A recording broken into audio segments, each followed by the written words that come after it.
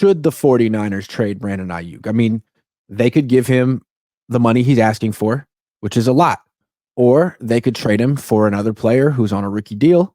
And if he's good, they win the trade. What do you think? It's not in the 49ers' interest too, and ultimately, I don't think they will. I think actually the route that's going to be taken is let him play out his final year of his deal and then tag him. I feel like he's going to follow in the footsteps of T. Higgins right now, where T. Higgins like on the tag, and the Bengals are like, oh, let's see if we can work a way to either extend him or send him packing. Because what's the thing that keeps getting said about the 49ers like contract situation with the players is after this season, upcoming season, 2024, Deebo Samuel's contract becomes way more friendlier in terms of moving him or even cutting him.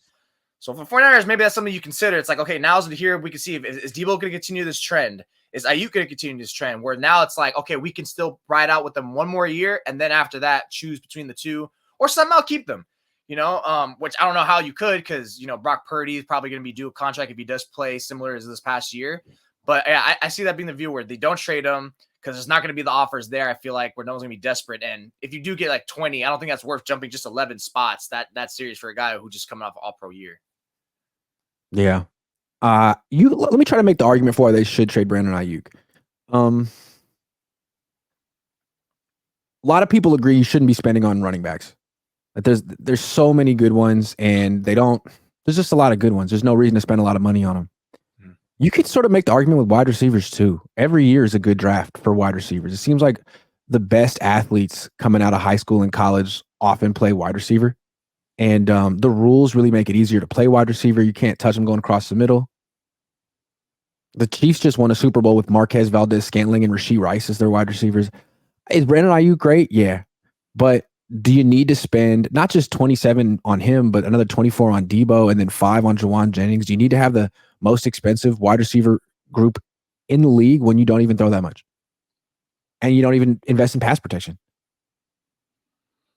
You might have to sacrifice him to for this upcoming year. It's like, do you really think you can retain him or be worthy? Yeah. So do you just sacrifice, like we just say screw it and ride him this year and let him go, or like that's where the salary cap constraints really makes it like weird. And that's where those restructures like we talked about last week with Kittle and Hargrave, where it's like, okay, now we're gonna be in a situation where you might be with Armstead again. It's like, hey, you know what, guys, some cap hits are hitting, and then Brock Purdy's due. That's where I feel like they have to make the real decision, like right now or this offseason, to figure that out. Because if they really do believe in Brock Purdy, and again, if he has a similar or even a little bit better year than in 2023 and 2024, then now it's like now you really have complications of how you're going to move around the numbers, maneuver it to make your cap even more friendly. Yeah, it's true. I don't know. It just doesn't seem like a good idea. It feels like the kind of thing they're gonna extend him. Everyone's gonna say they did the right thing, A+ move. And then in 2 years, it's like, man, you're paying this dude how much money, and he got how many catches? Like, not his fault, but it seems like the kind of thing that you could sour on really quickly, unless he's getting 160, 170 targets. And that's not even that much to expect. If Puka Nacua can get 160 targets, then Aiyuk deserves it too.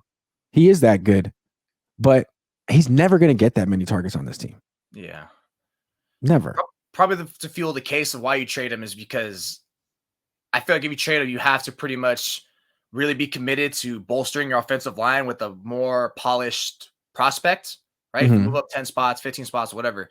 Because this is an offense, and I felt this after the Super Bowl. I think I said this with you weeks ago, is this offense would benefit by having a more stronger offensive line versus a strong array of skill position players. Because right now, their skill position players is high level, elite, all around. Anyone would take that group. Where their offensive line is, it's okay, but, it's not necessarily close to that level. Where if you flip it, you have a strong offensive line versus like an okay skill group, that you could probably be okay with that. Like if you just had Deebo Samuel, Jennings, and like a couple of young guys. I mean, you have Kyle Shanahan, who's supposed to be really creative, smart, right? The genius that we always say. That's the position where he can really, that's where he really earns his money. Like, look, scheme these guys open. Brock Purdy can find them. Some of these guys can beat them guys or develop them. And that's where you can be more shored up. That way, Brock Purdy has more time to find these guys. Your running game becomes more efficient. You can do more complex schemes. So that's something where you could see if you want to trade him. But I think you would have to guarantee yourselves that you're going to go offensive line. And I don't know if this team would ever do that, because they might go defensive lineman, like you like to say. I mean, you obviously want to be strong everywhere, but you can't spend everywhere. That's the question. Where are you trying to spend your cap money and where are you trying to save? And it seems to me that you should be saving at the positions that are easy to find talent, right? Like, why spend a lot of money at running back when it's easy to find good ones for cheap?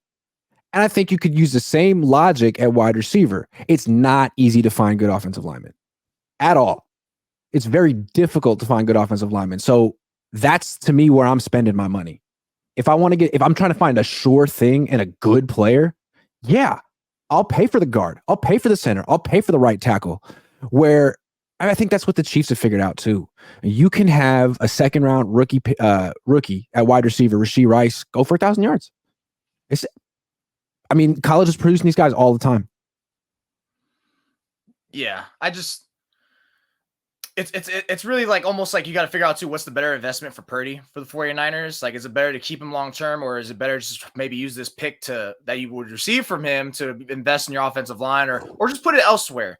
Because I think that's ultimately where you're going to think and how much your belief is, and you're really going to do that quarterback position. Because like you said with the Chiefs, since they have a great guy, they don't have to have like these amazing wide receivers. It's like, let's just get an offensive line, so all of a sudden our running game's good to make it easier on him, and then we can just work some magic with him in the passing game if need be.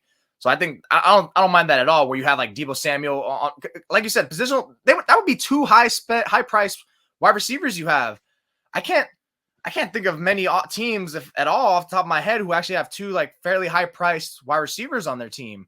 It's usually one and like a slew of other guys. Like, it's good to have like one anchor, but not like you have a duo like that. That's a little too much.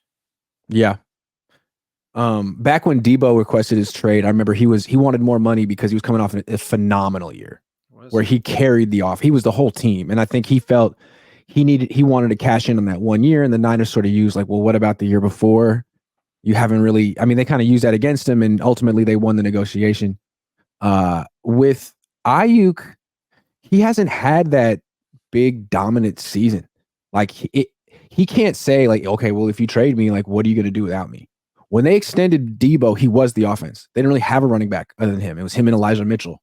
And he was the number one receiver as well. So it felt almost like a bargain getting him for $24 million a year. Now, if they were to trade Aiyuk and draft a wide receiver, they'd still have Deebo. They still have McCaffrey. They still have Kittle and Jawan Jennings. Like, the offense would still be objectively very good. So it's a move that they could. They don't have to give him all this money, is what I'm saying. Yeah. Maybe it's the right move, but they don't have to do it. They'd be just fine without him. They have a ton of weapons. They have a surplus of weapons, and what they don't have is blockers in the pass game. And I know there was like a case to be made, like, why wasn't Aiyuk like featured more throughout the playoffs? But it breaks down to like his targets were similar to the season. But I'll basically simplify it as the Super Bowl is like, look, in a time where they need their offense to gain some big plays, they looked at Deebo Samuel more. Like, he's running, you got Deebo Samuel running fade and post routes. Like, that's not his game. Why? So for Kyle Shanahan, it's clear that in a game where it has to pass, for some reason he looks to Deebo. Then Brandon Aiyuk, because Brandon Aiyuk was open on several times, and either Purdy didn't see him on purpose, or like he just ultimately wasn't the featured thing. My thing is, like, if you're the coach, you have the iPad in front of you, you could see a dude's getting open multiple times. You literally tell your quarterback, "We're gonna throw this guy." Like, you have to. No, you're gonna throw to him.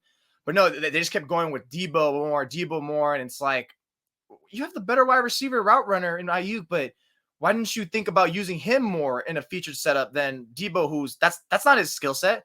I don't blame Deebo for those drops and those poor mismatches. He's getting locked up because look, that's not his game. You're using the players for the wrong game. You know what the Niners are? They're a fantasy football team. You know what I'm saying? That's great true, running back, great tight end, got wide receivers, quarterback. Offensive line isn't part of it though. Forget about that. It's not even part of the equation. They're a fantasy football team. They really are. They really are. They're like, they got all the guys you want to draft on your fantasy 7-on-7 team. Great 7-on-7 team, but Chiefs aren't a particularly good 7-on-7 team. They're a great 11-on-11 team, though. That's the thing. Really good at that. They keep winning the Super Bowl because they're the best. It's incredible.